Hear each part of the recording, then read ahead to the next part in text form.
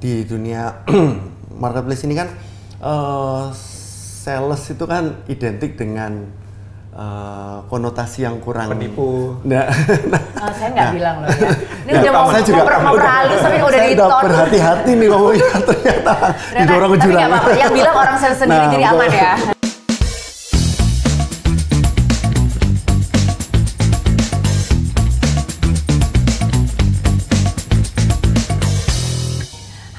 Welcome back to Marketplace Wisdom. Dan senang sekali saya Lady Lia bisa bersama dengan the real host of Bizcon, Ko Pandi. Hai. Hai. Apa kabar, Ko? Puji Tuhan. Ini senang sekali ya, kita lagi ada di GMS Jakarta. Gimana nih Ko rasanya? Datang ke Jakarta, ke GMS yang semakin luar biasa ya? Semakin luar biasa. Dan pasti akan makin luar biasa karena kita hari ini akan mendengar cerita dari narasumber dengan ceritanya yang pasti memberkati kita semua. Tapi sebelum itu, kita akan mendengarkan Ko Pandi mendengarkan firman-Nya ya. Oke. Jadi saya tergerak untuk ini, temanya adalah bagaimana bisa jual berkali-kali lipat daripada jualan kita yang biasanya gitu ya. Saya tertarik ambil dari Mazmur 126 ayat 5 sampai 6. Orang-orang yang menabur dengan mencucurkan air mata akan menuai dengan bersorak-sorai. Orang yang berjalan maju dengan menangis sambil menabur benih pasti pulang dengan sorak-sorai sambil membawa berkas-berkasnya. Jadinya di sini sebenarnya adalah firman Tuhan ingin menguatkan kita bahwa tetaplah menabur.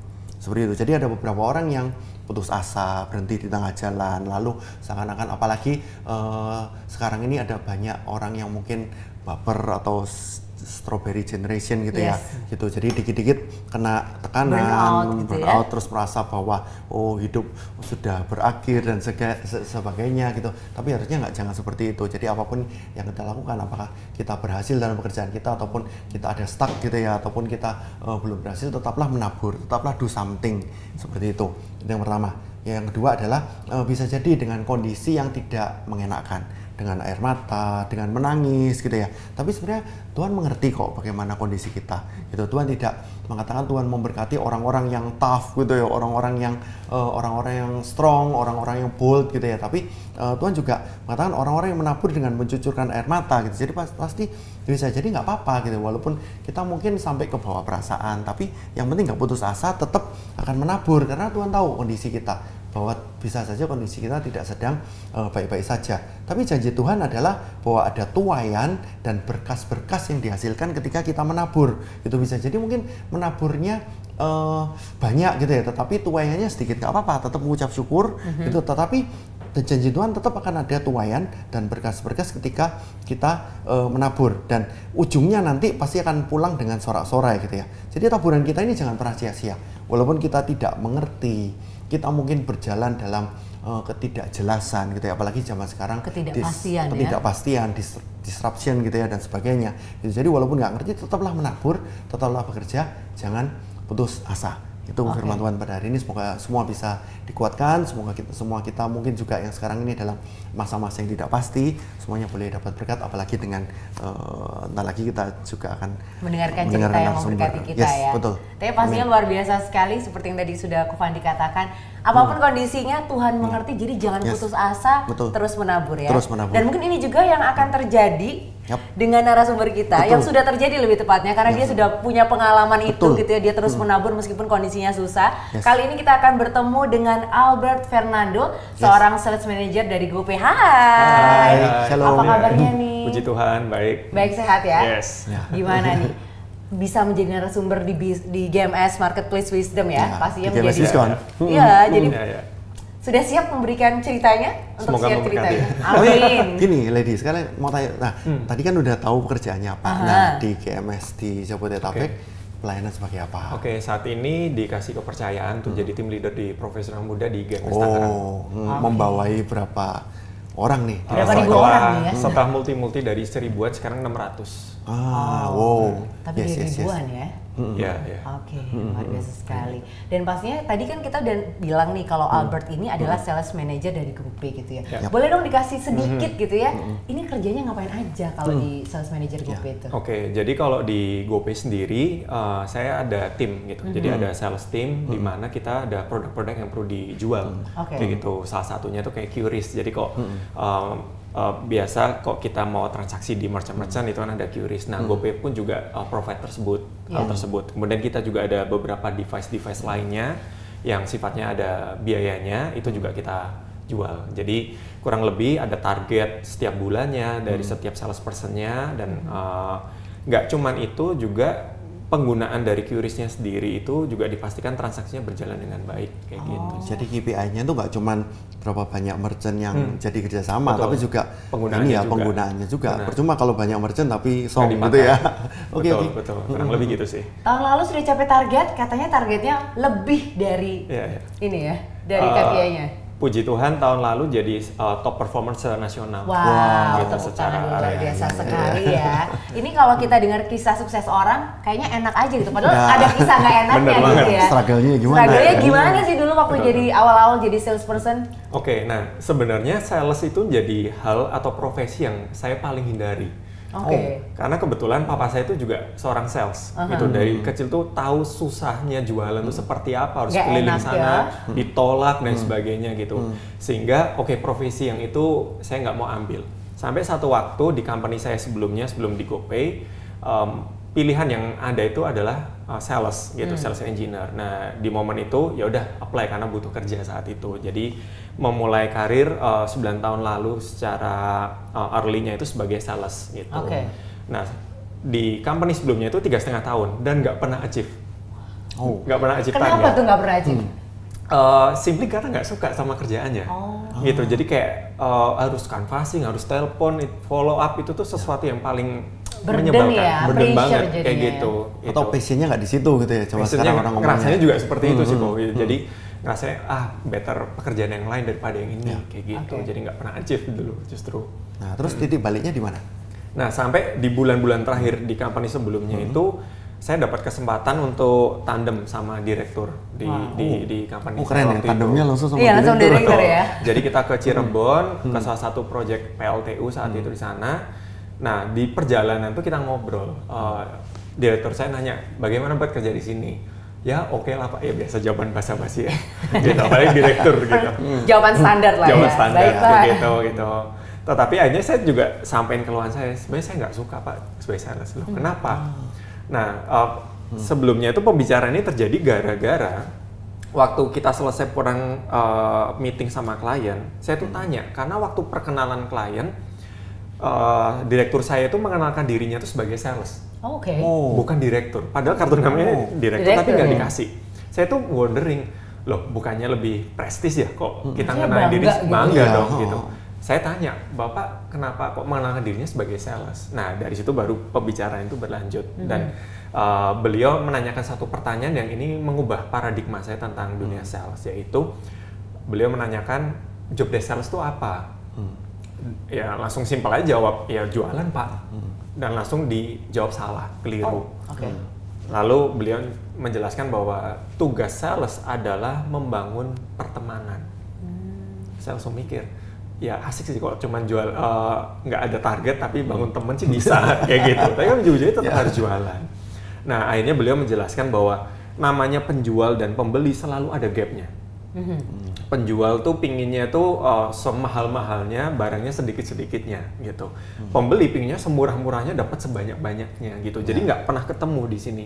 Nah beliau menjelaskan bahwa untuk menjadi sales yang baik, kita tuh harus membangun pertemanan sehingga gap ini tuh mengecil. Nah sama misalnya, misalkan saya kenal Ko Fandi udah cukup lama gitu. Pasti banyak hal yang saya bisa cerita sama Ko Fandi karena saya teman gitu. Tetapi kalau saya baru kenal, ya mungkin saya batasi permukaan aja. Nah, pembeli dan penjual itu juga sama. Kalau masih belum kenal, pasti yang disampaikan, oh ya udah saya pikir-pikir dulu ya, kok setiap kita jualan gitu. Oh ya nanti saya kabarin, tapi mostly pasti nggak jadi beli. Di ghosting ya, di ghosting kayak gitu. Nah, tapi kalau kita teman, mereka tuh bisa ngomong apa adanya. Hargamu tuh kemahalan, Bert. Barang yang aku cari itu nggak ada di kamu. Nah itu kan lebih pasti sehingga kita bisa tahu, oh nih harus handling objection-nya seperti apa. Nah hal tersebutlah akhirnya yang mengubahkan paradigma saya sebagai sales dan waktu akhirnya dapat kesempatan untuk di GoTo Company sekarang ini memulai karir juga sebagai sales di 2018. Dari 2018 sampai sekarang 6 tahun nggak pernah nggak achieve. Wow, gitu. Luar biasa sekali ya. Nah, walaupun waktu pandemi pun ya, even waktu pandemi. Jadi waktu masuk kan 2018-19 ya penjualan oke, begitu 2020, oh orang nggak bisa ketemu sama sekali. Nah di situ saya megang satu prinsip yang direktur saya waktu itu juga bilang bahwa sales itu dilarang ngopi sesama yang senasib. Gitu. Kalau lagi susah jualan nggak boleh ngopi bareng sama orang yang susah jualan. Gitu. Nangis bareng, nangis bareng, curhat bareng gitu. Nggak boleh, karena akhirnya jadi pesimis sama-sama. Oh ya, memang susah jualan nih. Oh ada temen nih nggak bisa jualan. Gitu Relate.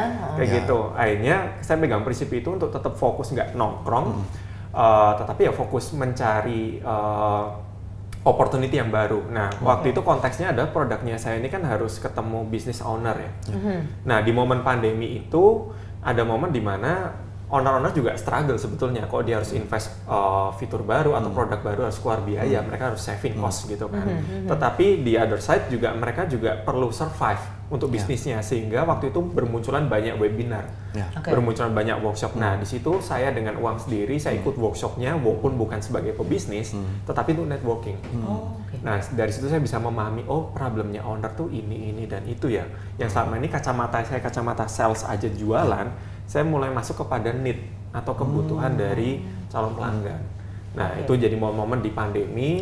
Puji Tuhan di pandemi ini tetap juga achieve target juga sih, Pak. Bahkan tadi Albert kayaknya sempat cerita nih kok, bahkan sempat udah capai target lebih-lebih malah sampai dia tinggal santai-santai di Bali, bener nggak?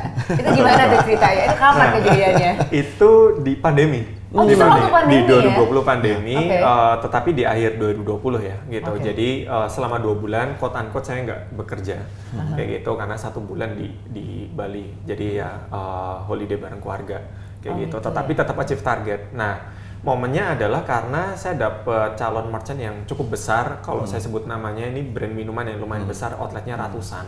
Kayak gitu. Boleh disebut kalau dia jadi sponsor ya? Oh iya, betul. Ini nggak ada isinya.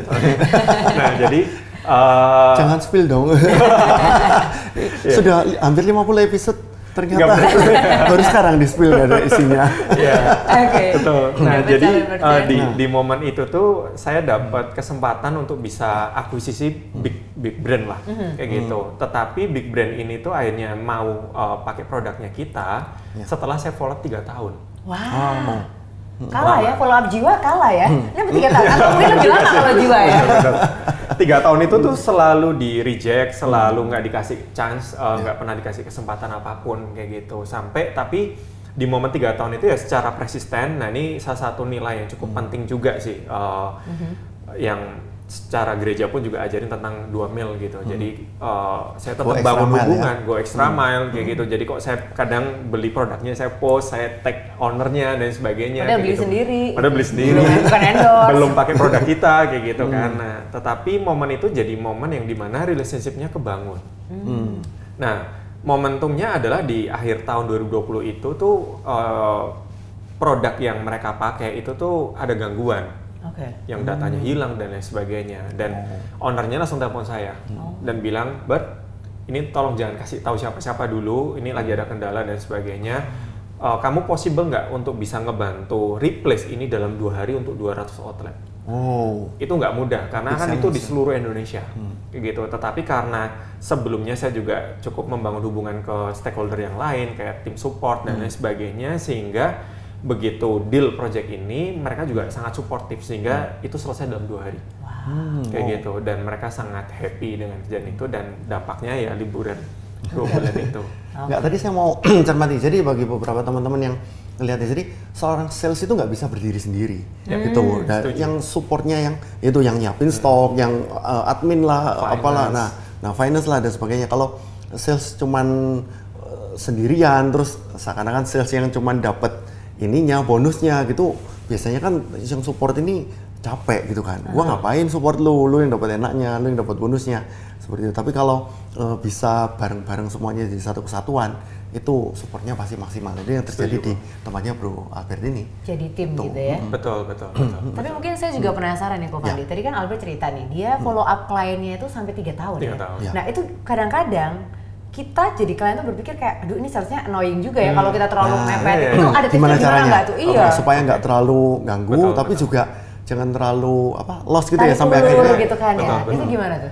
Jadi tentunya nggak dalam 3 tahun setiap hari di kontak kayak gitu. Tetapi udah makan belum gitu. Nah, tentunya secara frekuensi, tetapi frekuensinya lebih ke intuisif juga sih. Jadi nggak selalu pakem ada per bulan atau berapa, tetapi paling nggak harus kita tuh di notice. Jadi kadang ya mampir ke merchantnya atau kita say hello, kok ulang tahun itu penting sekali untuk ucapin ulang tahun, kok ada anaknya misalkan baru lahiran kita kasih sesuatu dan sebagainya. Jadi ya memang itu bukan sesuatu yang didorong oleh company kayak gitu, tetapi ya itu menjadi tanggung jawab kita sebagai salesperson sih seharusnya. Kayak gitu untuk membangun hubungannya itu dengan baik. Jadi hal itu tidak akan dirasakan annoying sih. Kayak gitu sejauh ini ya kayak yang penting tulus juga ya. Betul, itu harus genuine sekali sih. Kelihatan bahwa kita nggak selalu ngomongin produk gitu. Jadi ngomongin kehidupannya, ngomongin tentang bisnisnya, ya selipit dikit-dikit lah gitu, tapi jangan jadi majority obrolannya kayak gitu. Jadi kalau mungkin untuk sales nih yang mungkin baru terjun ke dunia sales, tipsnya apa nih, Bang? Yang pertama membangun ini tuh proses panjang gitu. Jadi seringkali kan fokusnya kita tuh coba mencari kupu-kupu di mana kayak gitu. Tetapi yang perlu kita bangun tuh adalah ya tamannya. Harapannya supaya kupu-kupunya tuh datang. Nah, salah satu hal yang seringkali dilupakan oleh sales adalah fokusnya itu kepada sellingnya aja, tetapi nggak pada relationshipnya. Kayak gitu. Saya berulang kali tuh dapat referral atau dapat kenalan itu justru dari orang-orang yang klien-klien sulit. Yang sering komplain dan sebagainya. Nah, biasa umumnya tuh sales tuh menghindari klien-klien seperti itu. Kayak gitu karena itu draining sekali kayak gitu. Pernah satu momen juga ada klien yang mau opening besok. Nah, saya udah kirim barang jauh-jauh hari, tetapi problemnya di ekspedisi ini di luar kontrol. Dia marah-marah, "But saya nggak mau tahu, besok harus ada itu barang di tempat saya besok." Yang saya lakukan, saya udah jelasin, udah telepon ke ekspedisinya dan sebagainya, tetap nggak bisa. Akhirnya malam-malam jam 11 saya ke ekspedisinya cari barangnya, saya ambil, pagi-pagi saya antar. Dan klien yang marah-marah itu memberikan respon bahwa saya appreciate dengan apa yang kamu lakukan dan ya dia berterima kasih untuk itu. Besokan harinya dia ngasih referral outlet puluhan gitu. Yang selama ini tuh dia nggak pernah ngasih referral kayak gitu. Nah, jadi salah satu tips untuk salesperson yang baru memulai ya fokus pada relationship-nya itu dan jangan jadi sales yang tabrak lari. Begitu jualan ditinggal. Nah, itu tuh harus dihindari sih. Sama kayak firman Tuhan, yang penting tetaplah menabur gitu ya. Setuju banget. Tetaplah menabur benih ya, betul. Meskipun kondisinya nggak enak ya. Betul. Dan diambil challenge-nya tuh justru diambil ya, jangan malah dihindarin gitu ya. Betul. Nah, sekarang saya mau nanya nih, ini ngomong tentang salesmanship ya berarti ya. Nah, ada beberapa orang ini yang mungkin pas kerjanya itu di perusahaan yang tidak kompetitif. Seperti itu, misalnya ya dia jual barang sesuatu yang, tapi mau nggak mau kan karena dia kerja di tempat itu dia harus jual itu kan. Itu kalau nggak mau ya dia pindah perusahaan. Nah, itu gimana? Kadang-kadang perusahaan barang yang dijual tidak kompetitif atau perusahaannya tidak terlalu support dia. Nah, itu gimana? Ada tips nggak? Produk kalau bisa jualan sendiri nggak butuh sales gitu. Jadi salah satu kunci yang penting ya. Salah satu hal kenapa kita digaji, kenapa kita dipekerjakan ya untuk menjual itu. Seringkali kita malah jadi ada di pihaknya klien, di mana kita yang lapor ke bos, ini nggak bisa dijual nih Pak, ini nggak dibutuhin dan lain sebagainya. Padahal kita yang digaji company. Company gaji kita 100%, nggak pernah di-delay, tetapi kadang belum tentu achievement kita 100%. Kayak gitu. Nah, jadi salah satu hal itu nggak dipungkiri bahwa seringkali kita mendapati mungkin produk kita atau jasa kita yang kita jual ini nggak kompetitif di market gitu, misalnya harga terlalu mahal, nggak relevan dan sebagainya. Nah, yang penting yang kita lakukan adalah kita mencari target market yang tepat, karena nggak semua orang tuh target marketnya kita. Barangkali apa yang kita coba jual ini tuh nggak sesuai marketnya. Nah, itu yang kita perlu secara endurance, kita tuh mencari itu. Satu, kita cari target market yang tepat untuk hal itu. Yang kedua adalah seringkali orang tuh beli bukan hanya karena produknya, tetapi juga karena pembawaan si sales tersebut. Gitu. Seringkali kan orang tuh beli tuh sifatnya itu nggak sungkan atau bukan? Bisa sungkan, bisa juga tiba-tiba pingin beli aja. Kayak gitu, bukan for no reason ya? For no reason gitu. misalkan kita jualan sofa, suruh duduk dulu aja gitu, nyaman juga ya gitu, aja beli. Padahal cuman nganterin istri sama anak ke mall kayak gitu. Nah, hal seperti ini yang perlu dibangun sebetulnya. Jadi yang kedua adalah kita harus naikin value-nya kita, sehingga once kita ngobrol sama calon kliennya kita perlu ngasih value lebih. Oke, kok dari segi harga mungkin kurang kompetitif, yang kita bahas itu selisihnya. Bukan perbandingan gelas A sama gelas B. Ini 10.000, ini 15.000. Ini lebih mahal nih punyamu 15.000. Yang kita bahas tuh 5.000-nya. Gitu. Nah, kita bisa afirmasi, oh yang jadi concernnya Bapak nanti ya harga 5.000-nya ini ya Pak ya. Nah, kita bisa breakdown. Kenapa kita tuh 5.000 lebih tinggi? Karena ada servis ini, ada ini, sehingga harapannya ini tuh membuka sudut pandang dari si klien sendiri untuk tidak lagi bertanding di segi harga, tetapi dari value-value lebih yang kita bisa tawarkan kayak gitu. Satu lagi di dunia marketplace ini kan sales itu kan identik dengan konotasi yang kurang penipu. Saya nggak bilang loh ya. Ini udah mau perhalus tapi udah diton. Berhati-hati nih ngomongnya ternyata didorong ke jurang. Yang bilang orang sales sendiri jadi aman ya. Nah, itu gimana? Soalnya bagaimana kadang-kadang ada orang yang menghalalkan segala cara gitu ya untuk supaya yang penting jualan. Habis itu hit and run gitu kan. Betul. Gitu. Nah, itu gimana, Bro? Betul, dan itu memang common sekali dan dalam artian itu sesuatu yang sangat disayangkan dan kita sebagai anak Tuhan harus menghindari itu gitu. Dan tapi juga kita nggak jujur-jujuran kan, misalnya produk misalnya gelas saya ini kalah sama gelas ini karena gelas saya begini kan, juga nggak seperti itu juga kan. Nah itu batasannya gimana? Ini kan abu-abu kan. Betul. Jadi jujur dan bohong itu udah ada garis batas yang jelas sih. Kalau kita bohong itu sesuatu yang tidak sesungguhnya. Gitu, misalkan kita bilang gelas ini nggak pecah gitu, padahal realitanya pecah, itu bohong gitu. Tetapi kalau misalkan kita ada perbedaan varian dan lain sebagainya, itu yang kita perlu sampaikan. Tetapi ada hal-hal yang kita bisa tonjolkan, ada hal-hal yang kok memang itu nggak terlalu digali atau nggak jadi kebutuhan major dari si klien. It's okay kita untuk fokus lebih kepada nilai lebihnya, kayak gitu. Jadi kita harus hindari betul tentang kebohongan, karena once kliennya tahu bohong, reputasi udah selesai. Kita mau pindah ke company manapun, orang akan ingat bahwa kita ini pembohong. Nah, seringkali hal ini juga saya temukan kepada calon-calon klien, selalu ngomong, wah sales tuh biasa tukang tipu gitu dan lain sebagainya, ngomongnya manis gitu. Nah, saya bisa memahami perasaannya dia, bisa memahami juga ketakutannya dia. Nah, saya akan masuk di sisi bagaimana membuat dia tuh tidak ragu, gitu. Dengan cara track record biasanya, saya akan langsung telepon pelanggan saya yang udah loyal dan untuk langsung ngasih testimoni. Karena kalau dari saya pasti bias, kayak gitu. Jadi saya biasa arahin untuk coba aja kontak ke klien saya yang ini brand cukup besar. Kalau ada hal yang buruk pasti dia akan sampaikan kok. Nah biasanya di momen itu mereka percaya. Jadi memang kita harus punya personal branding yang jujur juga, yang terpercaya reliable gitu ya. Oke, satu lagi ada. Jadi penasaran nih, pertanyaan baru. Ada 240. Oke, boleh gimana? Ini ada beberapa teman yang seringkali berpikir gini. Tapi ini dari sisi pengusaha ya. Gitu. Gimana caranya jualan banyak sedangkan kompetisi udah cukup sengit gitu ya, apalagi tidak hanya kompetisi dengan brand luar, tetapi brand itu sendiri sudah cukup banyak. Misalnya orang ini sebagai distributor atau sebagai outlet gitu ya, katakanlah handphone atau alat elektronik atau apapun lah gitu. Jadi karena dia distributor atau toko, terkadang profitnya tuh udah ditaker gitu. Jadi harga modalnya sekian, ya udah profitnya sekian aja, harus jual tidak boleh lebih dari sekian. Nah, padahal tidak boleh kurang dan kadang juga tidak boleh lebih. Gitu. Jadi benar-benar prestasi sekian, ininya sekian gitu ya, untuk harga bottomnya sekian. Nah, gimana cara jualan banyak gitu? Mungkin Bro Albert ada tips-tipsnya? Kadang kendala kita kalau udah ditentukan baik dari segi company maupun dari segi salesperson juga kan kadang udah ada price list yang nggak boleh naik, nggak boleh turun kayak gitu.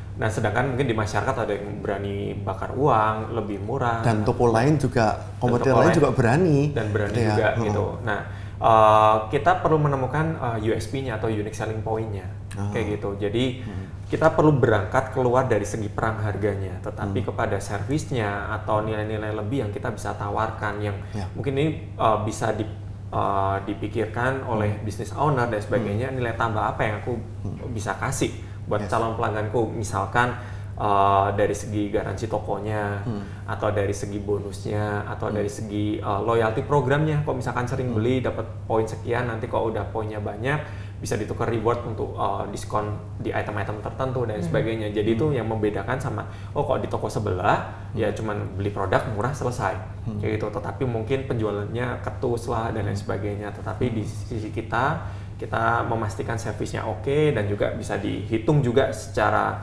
marketingnya. Kalau saya bikin loyalty program dan sebagainya, apakah ini juga bisa masuk dan bisa menolong untuk pelanggan itu bisa repeat order. Salah satunya bisa seperti itu sih.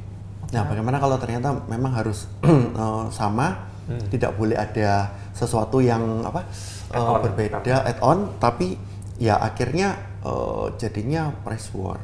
Gitu. Nah, itu gimana, Bro? Ya, jadi kalau memang kita udah stuck di sisi produk dan harganya, ya kita lebihnya itu di sisi service sih.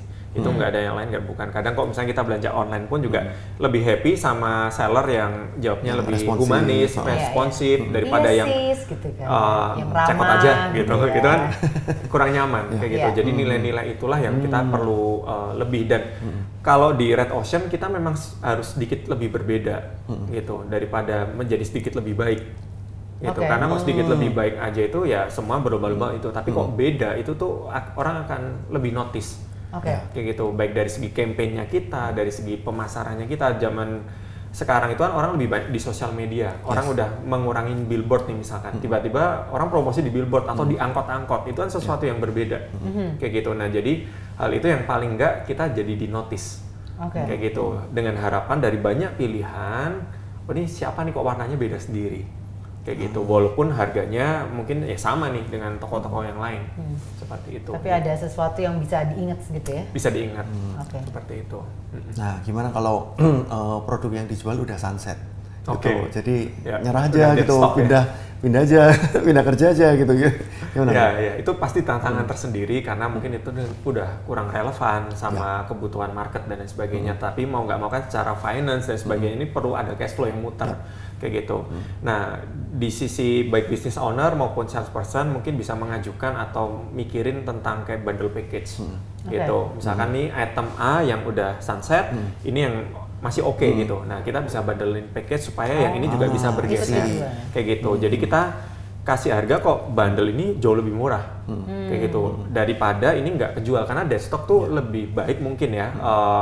Ya udah harga modalnya berapa daripada jual minus gitu, atau nggak kejual sama sekali. Ya udah gimana kita ngambil profit dari sini untuk bundle package supaya ya orang ngerasain wah ini aku lebih untung nih kalau dapat yang bundle package. Mungkin salah satunya bisa nerapin itu juga. Banyak ya gue ternyata ya practical advice ya. Betul. Luar biasa sekali loh. Teman-teman juga pasti dapat banyak banget ini ya tips-tips dan saran-saran ini. Mungkin untuk terakhir ada testimoni atau apa mungkin dari Albert untuk mau say something? Dan sekalian langsung dilanjut dengan mendoakan ini ya. Teman-teman mungkin yang lagi struggle, gimana caranya jualan, gimana caranya achieve target. Seringkali problem kita waktu nggak achieve itu adalah kita langsung ngerasa kita tuh nggak kompeten. Rasa down gitu Rasa down dan ngerasa kayak kita tuh nggak berguna dan sebagainya. Saya pernah punya teman yang even sampai depresi gara-gara nggak jualan, sampai ke psikiater keluarin kos lebih gitu. Nah, saya belajar bahwa proses ini tuh sales skill, I think sesuatu skill yang perlu dimiliki semua orang, nggak cuma salesperson. Karena kalau kita mau PDKT sama seseorang pun yang menjual diri kita, quote-unquote gitu dan sebagainya. Jadi ini hal yang paling tepat untuk kita pelajarin, dan hal yang saya belajar sendiri ada momen-momen di mana apa yang saya harapkan tuh nggak sesuai dengan realitanya. Jadi suatu waktu di awal pandemi saya dipromot untuk jadi sales manager yang pertama kalinya. Nah, di momen itu istri saya memutuskan juga untuk jadi full time mom kayak gitu. Jadi income-nya cuma single income aja kayak gitu. Saya hitung-hitung masih oke karena udah dipromot. Setelah 3 bulan ternyata karena pandemi area baru yang saya rintis ini harus ditutup kebijakan dari company. Dan jam 4 sore saya di call, intinya dikasih pilihan, kamu mau kembali menjadi sales dengan seluruh benefit yang turun 50%, atau seperti apa pilihanmu, atau mau keluar. Itu pilihan sulit sekali. Dan biasanya orang grieving itu kan ada 5 tahapan ya sampai acceptance. Nah, saya di situ turun cuman berdoa dari apartemen, dari titik denial langsung ke acceptance. Gara-gara gitu fast track. Fast track. Gara-gara Tuhan tuh tanya, kenapa kamu marah? Kenapa kamu merasa down dan sebagainya? Karena berpikir di kepala tuh, apa aku nggak layak ya? Padahal achieve target terus loh gitu. Nah, di momen itu Tuhan cuma tanya, loh yang turun itu kan cuma gaji sama jabatanmu, bukan value-mu. Wow. I see. Wow. It's very nice mindset ya. Betul. Nah, di momen itu langsung ke titik acceptance tadi tuh. Itu tanggal 1 Aprilnya saya menjadi sales kembali, memulai lagi dari nol, dan singkat cerita ya sampai sekarang udah dipromot lagi dengan kesempatan yang lebih besar juga kayak gitu. Dan puji Tuhan, walaupun diturunin 50%, penjualan saya itu meningkat 3 kali lipat saat jadi sales ketimbang sales yang sebelumnya. Sehingga kekhawatiran saya tentang kehidupan finansial dan sebagainya ternyata Tuhan cover kayak gitu. Jadi ya hopefully mungkin teman-teman juga yang merasakan hal yang serupa, apapun situasinya, tetaplah pegang bahwa identitas kita ini sebagai anak raja. Gitu. Mau kondisinya kita sesulit apapun, Tuhan gak akan pernah biarin kita untuk minta-minta. Amin. Ya, selama ada badai yang penting ada Tuhan dalam perahu. Betul. Dan kita juga dalam perahu gitu ya. Oke. Spiritnya Albert ini luar biasa sekali ya. Semangatnya tuh sama perspektifnya very amazing. Wow, kita sangat-sangat terberkati ya. Iya, terima kasih banyak ya Albert udah sharing. Kita sekarang minta Albert untuk doakan ya, jemaat-jemaat yang sedang struggle atau silakan. Mari kita berdoa. Tuhan Yesus, saat ini kami berdoa Tuhan untuk seluruh jemaat yang menonton Biskon hari ini. Hamba berdoa Tuhan, setiap situasi apapun yang sedang dilalui setiap jemaat, apapun musimnya, hamba berdoa Tuhan, Kau berikan kekuatan, Kau berikan keteguhan Tuhan, berikan kuatkan dan teguhkan hati setiap jemaat yang ada Tuhan. Hamba percaya Tuhan, situasi sulit apapun tidak merubah rencanamu dalam kehidupan setiap jemaat Tuhan. Identitasnya tidak berubah, ya, setiap jemaat tetap menjadi anak-anak Tuhan, anak-anak Raja. Hamba berdoa Kau berikan hikmat, Kau hari ini ada kebuntuan. Kami percaya Engkau Tuhan tidak hanya sekedar Tuhan yang bisa membuka pintu, tapi mampu menciptakan pintu-pintu yang baru Tuhan. Kami melepaskan berkat Tuhan untuk setiap jemaat yang menonton ini supaya ada turning point dalam kehidupannya Tuhan, apapun kesulitan yang sedang dialami Tuhan. Di dalam nama Tuhan Yesus kami telah berdoa dan mengucap syukur. Amin. Wow. Thank you Bro Albert, sangat-sangat terberkati. Terima kasih Albert. Sama-sama. Dan pastinya juga kita ketemu di next video ya. Jangan lupa di like, share, and subscribe ya. Kalau ada laporan-laporan kemenangan, tulis juga. Nah, di komen nanti siapa tahu bisa diundang ya. Oke, akhirnya saya Lady Lea dan juga saya Fandi. Kita pamit. Bye-bye. Thank you. God bless you.